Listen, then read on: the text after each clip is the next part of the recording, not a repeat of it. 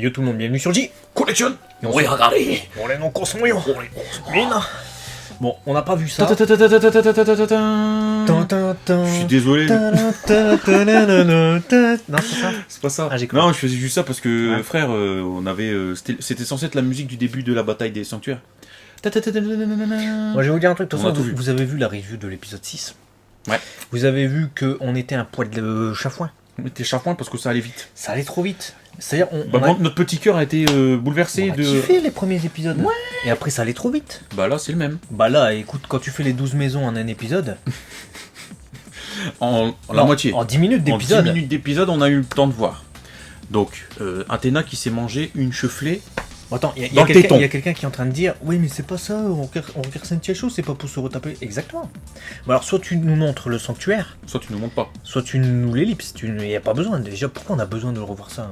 On l'a déjà vu, tu vois. Ouais, parce que le problème que j'ai eu avec ça d'ailleurs, c'est que, tu vois, je voulais montrer Sensei Sentia Show à ma compagne. Parce que je me suis dit, c'est une histoire alternative. Bah, je peux pas. Là, je peux plus, en fait. Ah bah non, tu peux pas. Là, je vais lui dire, tu regardes pas, parce qu'elle va voir ça, parce qu'elle veut découvrir Sensei en parallèle. Je lui dis, bah écoute, regarde Sentia Show, c'est un truc de nana, ça va te mettre dans l'ambiance des armures et tout. Je pensais pas qu'elle allait se faire spoiler. Mauvaise idée, mauvaise Mais idée. si je lui montre, donc là c'est fini, je lui montre plus, Ah bah, bon elle va se dire, pourquoi en fait j'ai vu. Elle voit toutes les scènes, en plus ils montrent bien la scène, tu vois, comment chacun est mort. Tu vois. Ouais. Donc, je vois pas l'intérêt en fait. Tout le sanctuaire, quoi. C'est pas genre il y a un combat ou alors tu vois juste les différents Golfins. Ça Non, s'adresse à ceux qui connaissent l'œuvre originale. Ouais, ou celles qui connaissent pas, qui n'ont pas l'intention de regarder. Je dis celles parce que pour moi, j'ai quand même le sentiment que Sentia Show, même si c'est publié dans un magazine seinen, donc c'est un shonen à la base, hein, Sentia Show, ça s'adresse aux fans de Senseiya, majoritairement des garçons, mais beaucoup de filles également parmi la communauté Senseiya, beaucoup plus en tout cas que dans Dragon Ball. C'est comme ça, parce que peut-être les garçons avec des longs cheveux, ça va, ça émoustille peut-être, je sais pas. Non, j'en sais rien. Ouais. Mais ça m'a déçu. Mais j'ai pas fini ma phrase du coup. Vas-y, je pensais que t'étais Ah fini. non, mais pardon. c'est moi parce que j'ai fait des digressions. Ouais, ça. T'as juste mis un temps d'arrêt et t'énerves pas, c'est pas grave. Non, mais j'ai digressé. Du coup, je sais plus ce que je voulais dire. Parce que j'ai raconté des conneries sur les cheveux longs, sur les C'est filles. ça, t'as digressé. Et tout à l'heure, bon, c'était un temps d'arrêt, maintenant c'est une discrétion, je t'en fous. Oh, mais je disais quoi?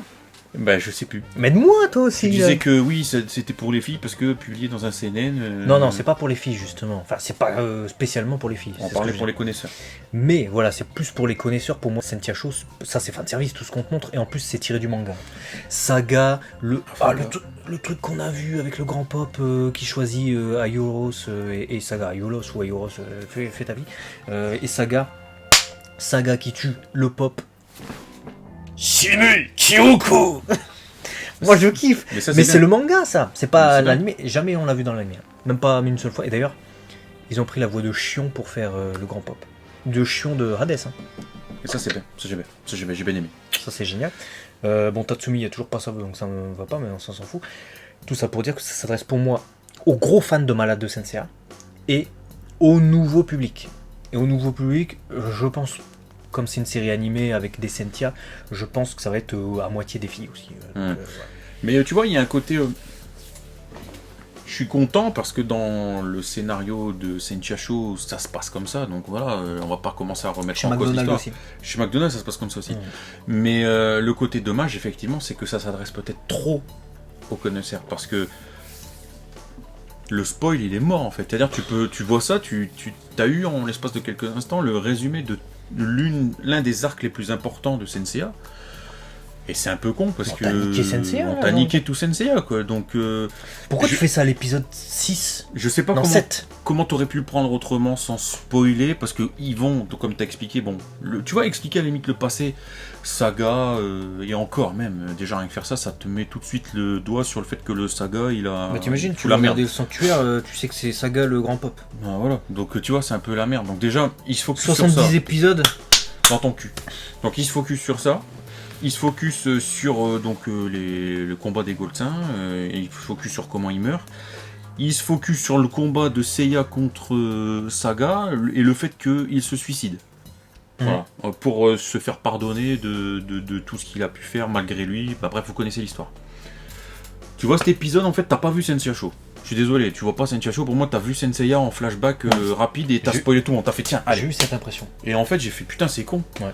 Et donc, tu vois, j'aurais préféré une voix off, limite, pour préserver le jeune public, ou etc., n'hésitez pas à découvrir les aventures de Seiya, je sais pas quoi, qui ont combattu durement contre les Gold-Saints, etc. Ouais, machin, une j'en sais rien. narration, les Bronzes-Saints ont combattu lors de la bataille du sanctuaire, beaucoup sont tombés, blablabla, maintenant une autre bataille va débuter. Un truc comme ça, Ah, au moins tu tu fais préserves chier. les Ouais. anciens, les nouveaux, ils savent, là non, je sais pas, ils en ont trop fait. Bon, c'est tout, c'est comme ça, je peux comprendre le besoin, mais je comprends pas le besoin que ce soit une autre série, dans ce cas-là c'est Sensei à la suite, tu vois, enfin je sais pas, c'est bizarre comme truc. Mais Ouais. surtout qu'ils considèrent, en fait, Anna qui considère que c'est la suite. Mais tu m'excuseras, c'est pas la suite. Déjà, ça suit le manga, ça adapte le manga, même si ça le cul entre deux chaises parce que t'as des trucs qui sont dans l'anime. Shiryu, tu le vois déjà dans le Colisée à la fin de l'épisode. Leur couleur de cheveux, certains actes des Gold-Saints, etc., qui appartiennent à l'anime, alors que tout le reste, ça appartient au manga. Ce qu'on a vu avec Saga notamment, le Grand Pop.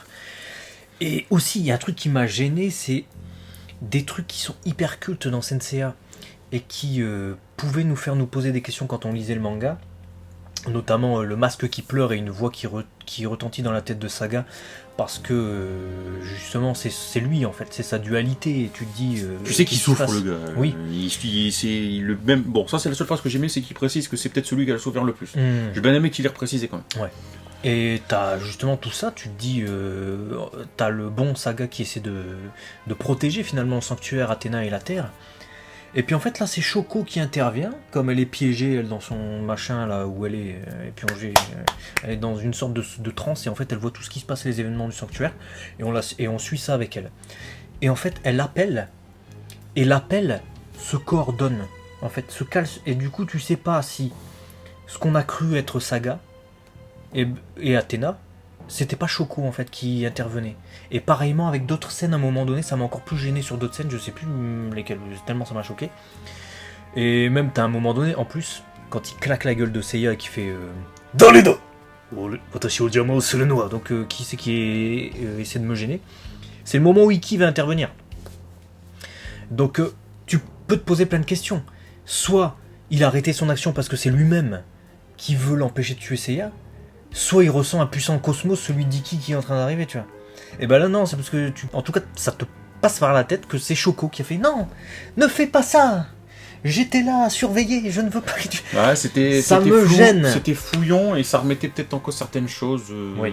sans que ce soit nécessaire. T'imagines, c'est comme si on regardait un épisode de Dragon Ball, je dis n'importe quoi, et puis t'as l'esprit de Goten qui voyage dans le passé. Et il tombe contre pendant les combats je sais pas, contre Piccolo Daimao. T'as une action de Goku qui normalement est forte symbolique. Voilà, par exemple, il va pour percer Piccolo Daimao. Et bah là, t'aurais Goten qui envoie son ki comme ça, il fait papa, vas-y. Et puis tu vois le ki de Goten qui gonfle. Et puis en même temps, celui de Goku il gonfle et il fait son attaque. Tu te dirais, bah, c'est parce que c'est Goten qui l'a aidé, tu vois. Alors qu'à ce moment-là, non, il était pas question. Donc ça remet en cause plein de trucs, tu vois. Là, ça fait un peu ça. Du coup, bon, c'était un petit peu fouillon, beaucoup d'infos en plus. Bon, tu jugeras toi si tu trouves que c'est trop ou pas assez, etc.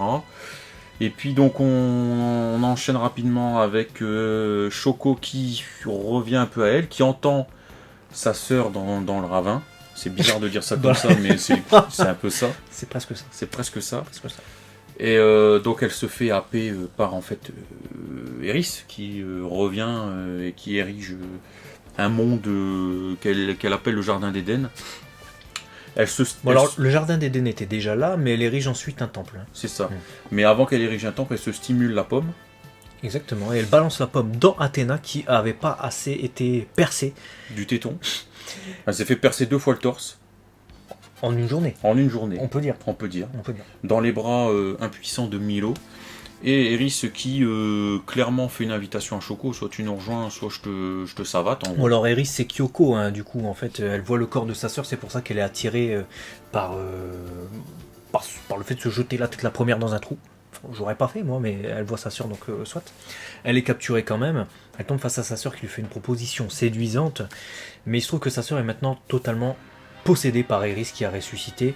Il se trouve que Athéna n'ayant pas scellé Eris, elle a pu prendre le dessus sur le corps de Kyoko et résurrecter, on va dire résurrecter, comme voilà ce qu'on a pu voir jusqu'alors, toutes les âmes qui s'échappaient, et notamment les chevaliers d'argent, les Silver 5 qui avaient ressuscité, qui s'étaient fait Ken à un moment donné, tu te rappelles dans l'épisode d'avant. Et là, on a un bis repetita de la bataille du sanctuaire, puisque, encore une fois, se prend une pomme, et il y a un sceau qui, cette fois-ci, est en train de l'envahir, et on nous dit que, à partir du moment où le sceau aura totalement pris possession du corps d'Athéna, son âme sera détruite, et du coup, le monde tombera dans une apocalypse où les hommes s'entretueront, la terre ne sera plus protégée, et du sang coulera à flot. Bref, scénario catastrophe. Et pendant ce temps-là, on a Eris qui érige effectivement son temple. On a après un plan éloigné où on voit des roches, des escaliers, et on voit venir encore une fois une sorte de combat à la sanctuaire. Bah, c'est totalement inspiré à la fois de l'arc sanctuaire, mais c'est totalement inspiré aussi des films Senseiya, mais de malade. Parce que dans les films, c'est exactement ce qui se passe. T'as Lucifer qui érige voilà, son palais exactement comme ça, tu dis le 4 c'est ça. Même dans le premier avec Eris, il me semble aussi que le palais d'Eris en fait ressuscite au centre du sanctuaire. Donc t'as tous les temples qui sont... Et puis t'as le palais d'Eris comme ça qui sort. En fait, j'ai déjà vu tout ça. Ouais, tu vois. Ça. Je comprends que dans les années 90, quand il y a un film Senseiya qui sortait, ça reprenait ce gimmick en fait. De faire des maisons, une à une, de battre un adversaire, et chacun se sacrifie pour que l'autre puisse avancer. Et puis c'est le thème du « je me relèverai quoi qu'il arrive ». Voilà. Et c'était très bien, parce que c'était très bien fait. On a kiffé notre race. C'était magnifiquement réalisé, les musiques étaient là, les seiyuu étaient là, l'ambiance était là, les messages sont bons, et il y avait ce qu'il faut. Et dans un film, même si c'est rapide, t'as quand même 1 heure de film facile pour avoir toute l'histoire. Là, t'as plusieurs histoires en un épisode de 20 minutes, et tu vas te retaper 25 ans, 30 ans après un truc que t'as déjà vu. Peut-être en moins bien. Un peu différemment, en moins bien. Et en plus, la qualité d'animation de cet épisode-là était pas ouf. T'avais que certains gros plans avec Kyoko et Shoko à la fin qui étaient bien. Je suis un petit peu déçu de cet épisode. Je suis déçu de cet épisode également. Bon, on l'a vu, on a été un peu plus dissipés aussi tous les deux pendant cet épisode. C'est tout bête, mais bon, on l'a vu. On sentait que ça nous... Bah, que c'était superficiel en fait. Il n'y avait pas de profondeur de background. Bah, tu sais que quand tu commences un épisode avec un résumé de ce que tu connais déjà de Senseiya, alors que c'est une série qui s'adresse déjà en partie à des personnes qui aiment bien Senseiya, tu te dis ça fait pire que mieux. Ils veulent juste attirer les gens. Oui, mais ça après, fait pire que mieux. Voilà. Ça fait pire que mieux. Après ça va trop vite en plus. Puis ça va trop vite. Encore une fois ça va trop vite. Donc après je vais pas te dire qu'il n'y a pas la petite hype de voir un petit peu ce que va donner un combat maison après maison. Est-ce que je vais vibrer ou pas? Tu vois, je peux pas dire que je me pose pas la question. C'est ça que je me dis, tu vois. Mais là pour l'instant, on a vécu 2 épisodes où les autres Senseiya sont anecdotiques. Elles servent à rien. Rien du tout. La petite ours, là, la chinoise, là. J'avais vu son card design au début, j'ai fait ah putain, bien intéressant. Rien, elle n'existe pas. N'existe pas. La meuf là qui doit arriver toujours sur sa moto, elle est perdue. On sait même pas son nom. On a l'épisode 2, je sais pas combien, on sait même pas son nom alors qu'on l'a vu. Elle apparaît en eye catch et tout, on connaît pas. Je pense qu'elles vont briller seulement à partir de quelques épisodes quand il y aura les combats 1v1. Et on voit que Regal a ressuscité à la fin dans le je pense qu'il va y avoir un certain nombre de combats encore à mener, peut-être contre pas 12, mais peut-être... Ça va être les sbires. Et je pense qu'Emoni, là, elle est pas morte. Et elle va revenir. Et il y a aussi le mec qui s'est fait trancher en deux, là, l'araignée, là. Il va revenir aussi, Phonos. Et la sœur, elle va revenir aussi. Et il y a Regal. Hypothétiquement d'autres, peut-être. Et à la fin, Eris, le combat final. Je pensais qu'on en était débarrassé d'Eris, en fait, n'ayant pas lu le manga. Enfin, ayant lu que les chapitres qui couvraient les épisodes que j'ai vus. Donc je suis surpris, déçu pour l'instant de cet épisode, et j'ai hâte de voir où ça va, alors qu'on avait bien commencé. Honnêtement, on avait bien commencé. C'était prenant, de bonnes personnalités. C'est dommage. Ouais. Écoutez, dites-nous dans les commentaires ce que vous avez pensé de cet épisode. Est-ce que vous avez ressenti cette pointe de déception, ou est-ce que au contraire ça vous a hypé d'en vivre tout ça et que c'est nous qui sommes soit passés à côté ou soit qui n'avons pas ressenti cette chose, je sais pas. Je pense qu'il est très possible que tu as des gens qui regardent juste pour avoir ce qu'ils connaissent de Senseiya, donc ils vont être super contents d'avoir juste le sanctuaire parce qu'ils s'en battent les steaks de Shoko et tout ça, et donc ils vont kiffer avoir eu ce fanservice. C'est très possible aussi, tu vois, et c'est peut-être pour ça qu'ils l'ont fait. Mais moi, mais dans ce cas-là, c'est un peu dommage de faire du fanservice pour faire du fanservice, tu vois. On est d'accord, parce que ça sert à rien. Je vois pas l'intérêt en fait. C'est comme si que je prends Dragon Ball et je te refais l'arc-ciel. En 10 minutes d'épisode. En 10 minutes, je te fais l'arc-ciel. Et à la fin, il y a une nouvelle créature spatiale. On va l'appeler Poivre. Je sais pas, j'ai envie de faire un jeu de mots pourri dans cette vidéo. Et le mec, il arrive.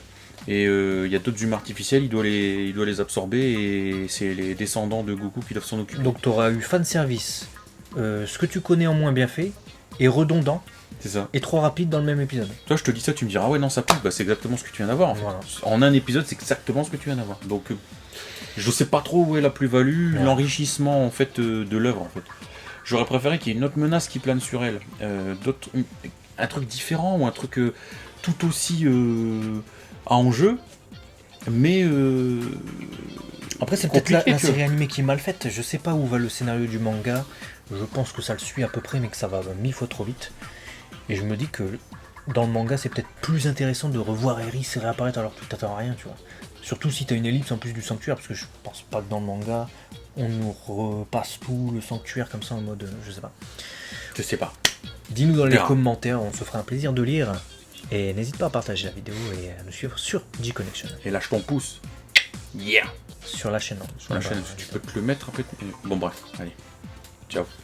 À demain. Ouais, très vite.